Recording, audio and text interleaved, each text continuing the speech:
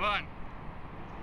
Ahora hace sol, pero cuando llueve y el sol se acerca al horizonte, su luz blanca puede llegar a una gota de lluvia como esta.